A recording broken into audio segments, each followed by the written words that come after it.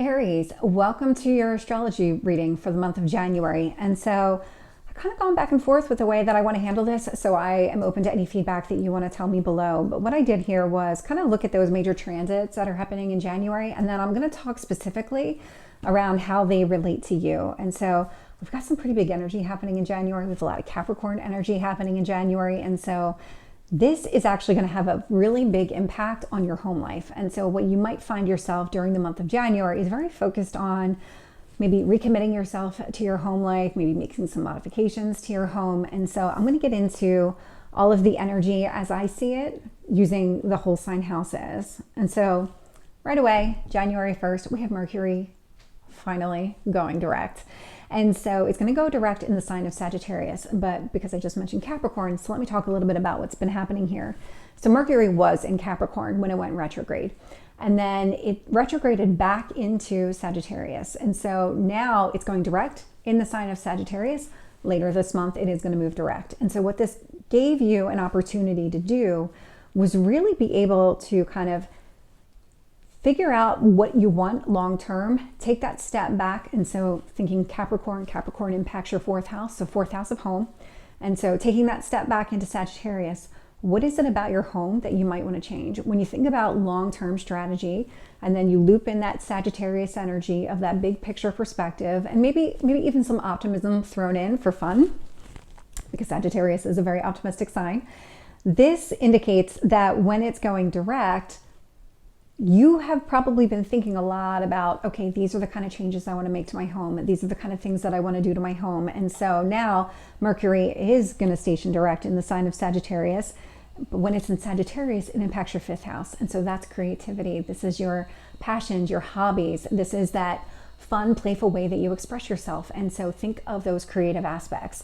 What is it that you want to take from a creative perspective and employ those in your home? And so now what you're talking about here is understanding how all of this is going to take place, but also really think about here what's been holding you back from doing that before. Why did it take until now for you to say, okay, these are the kind of creative pursuits that I either want to do to my home, out of my home, whatever it is, there's a strong connection between that creative house and what you want to do in your home.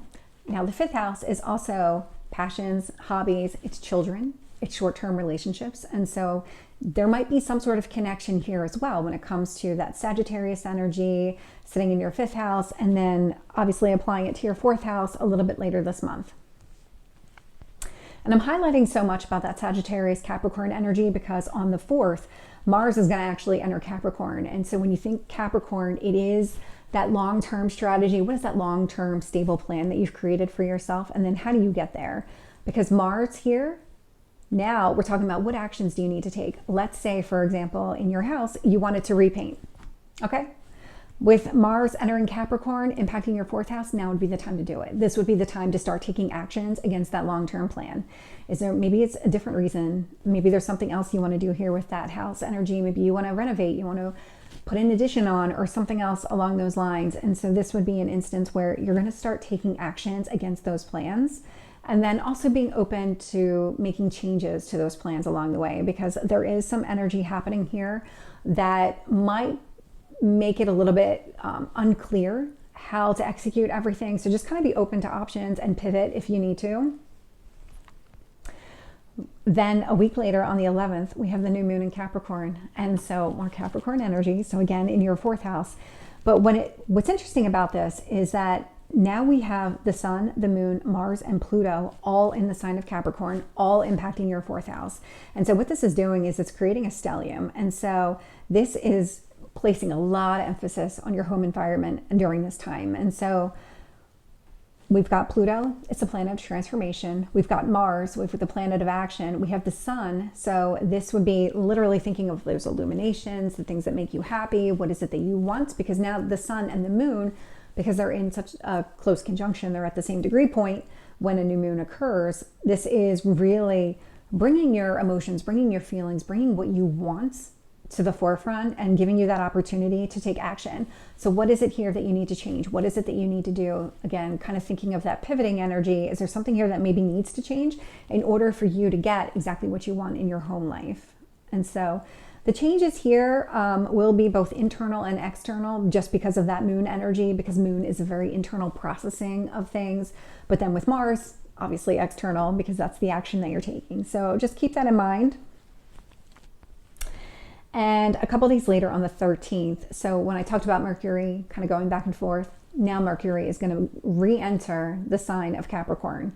And so what we're talking about here is, okay, I've created all these plans. I have all these ideas on what I want to do to my home or to my house, or maybe even just my home life, because children are being highlighted at the beginning of the month, if you have them. And so from this perspective, what is it that you want to do? So this would be a combination of your thoughts, your words, your actions. These are all going to align because we have yet another stellium taking place. So the Sun, the Mars, Pluto are all in the same. They're all in Capricorn already. The moon's already left. The moon is a very fast moving luminary, so it doesn't stick around for very long. But now you're adding Mercury to the mix. And so we're back up to 4 energies being here in the same sign, in the same house. And so we've got Mercury. So now it's about communication. It's about processing information. So just kind of think about what it is that you want to do here. Again, be open to making some changes because everything may not be as clear as you would want it to be when it comes to what kind of plans do you want to execute. But whatever it is that you're trying to do, whatever this transformation is that's taking place, whatever you're trying to do to your home or your home life, there is a lot of really good luck. Jupiter is absolutely in the mix here. And so this indicates to me that whatever it is you're trying to do is in alignment with kind of these long-term plans that you have for yourself. This is not something that is going to be like that false start type of energy. This is a very positive energy. And then on January 20th, we have yet more Capricorn energy. So we actually have a Pluto cazimi. So this is a pretty big deal. And so what this indicates is that we have the Sun and Pluto both at the 29-degree mark. This cazimi indicates that they're at the same degree point.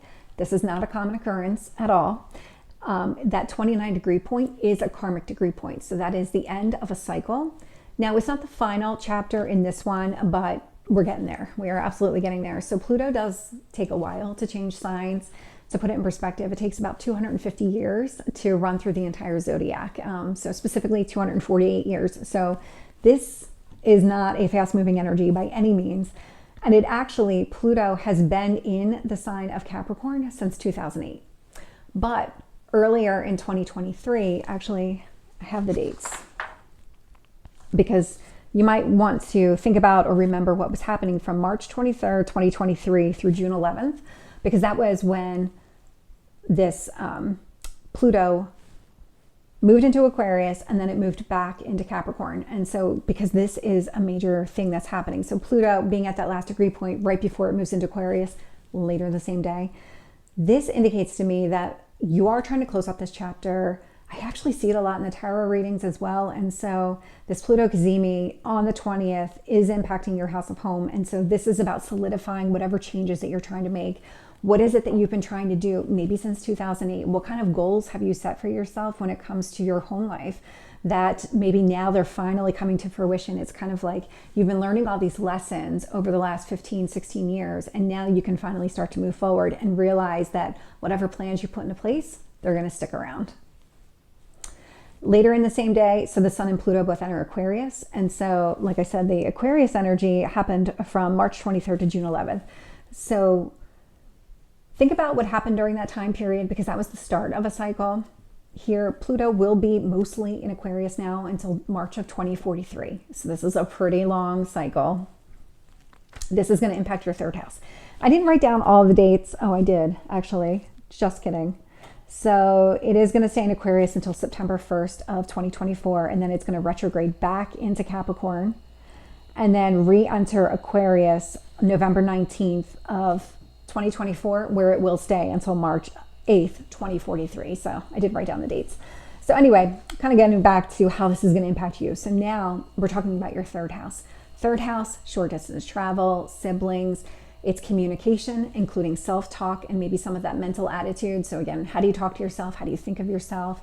And so with the Sun and Pluto entering here, this is giving you the opportunity to really release whatever restrictions you have placed on yourself, because This moving into Aquarius, Aquarius is a very liberating type of energy. It's an innovative type of energy. This is the age of Aquarius that you probably have heard about. This is all very positive in that way. So it's giving you a lot of opportunity here because Pluto is all about change. It's that death and rebirth. And so think about and really dive deep into your emotions, thinking about all of those third house topics, because that third house is going to be highlighted for the next 20-ish years. And so just keep that in mind. It is that self-expression, the siblings, maybe even some extended family, neighbors, communication, mental attitude. And so be open and flexible to whatever changes might come up, because Pluto is change, and it is change for the better. This is not meant to hold you back in any kind of way. And I have a feeling, just because there are so many kind of third house topics here, that this might fluctuate for you over the next 20 years. And it's going to depend on what other planets are happening, what else is going on in the zodiac at the time. We do actually have on the 23rd, so Venus is going to enter Capricorn. So again, we're going back into your fourth house. And so Venus in Capricorn, so love, relationships, think about the things that you value. Venus is all about beauty, aesthetics. What is it that matters to you most? We're going back into Capricorn. And so this Venus into Capricorn is really giving you that opportunity to see grounded relationships with other people. And so fourth house, again, like the people that you live with, and just really trying to make sure that you're comfortable with the relationships in your life, that you have that type of relationship. It's a healthy type of relationship. It's something that's long-term, it's stable, that type of energy. And then on the 25th, we have the full moon in Leo. And so this full moon in Leo is all about expressing yourself. It's expressing your feelings through art or other ways. It is the natural leader of the zodiac. And so this can be an energy of releasing whatever it is that maybe just doesn't align with you anymore. So thinking through just that kind of Leo type of energy. So full moons are great for releasing, but they're also great for starting, because with every ending, there is a beginning.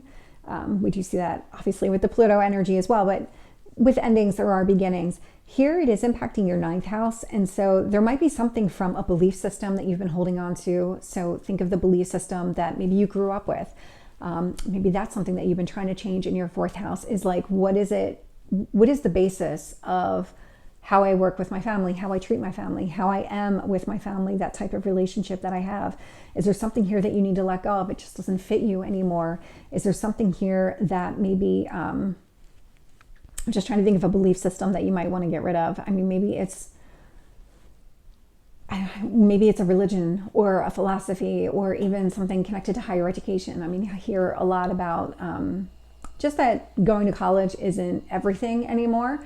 And so that would be something different. Like maybe college isn't right for everybody. It's not right for everybody. And so maybe you're changing your thoughts on that. Maybe you've had these expectations that all of your children go to college, and maybe, you know what, they're better off in a trade school because it's quicker, it's cheaper, they're out in the market sooner, and they actually have no debt.